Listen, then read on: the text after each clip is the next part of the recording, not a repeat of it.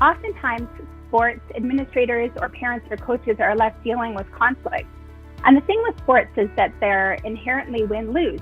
Generally, teams win and teams lose. Sometimes kids make a team, or sometimes kids don't make a team. Sometimes kids are even starters on that team and other kids don't start. So the very nature of sports is sort of a win-lose mentality. But the thing is that when we're trying to manage conflict, it's really important not to think in terms of a win-lose mentality, but to think of conflict resolution as an all-win situation. And in order to do that, it's really important to consider the interests of everyone involved rather than just focusing on people's positions. Positions are a fixed solution to a perceived problem.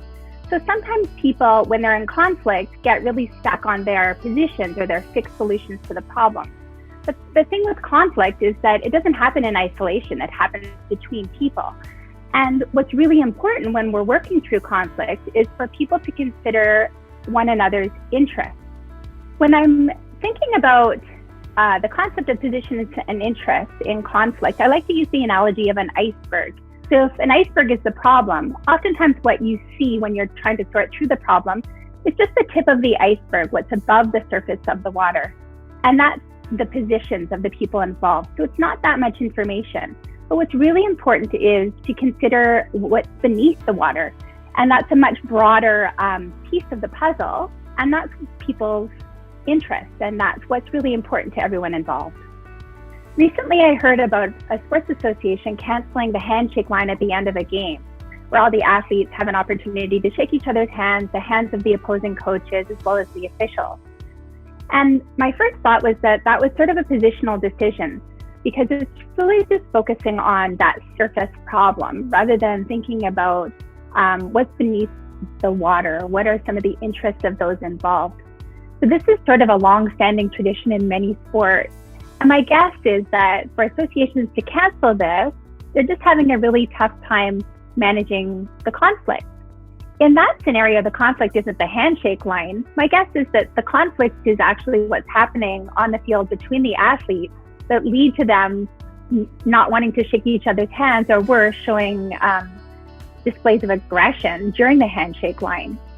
So in that situation, it would be really important for associations not to focus on the athletes' positions of refusing to shake each other's hands, but look instead at what's happening on the field and what's leading to that sort of behavior during competition.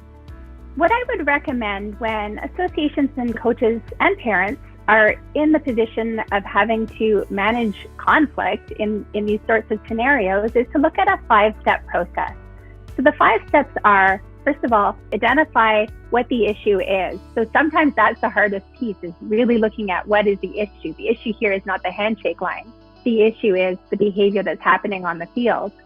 And then considering the positions of those involved. So those are the fixed solutions. Thinking about the interests of everyone involved and what are some of the common interests.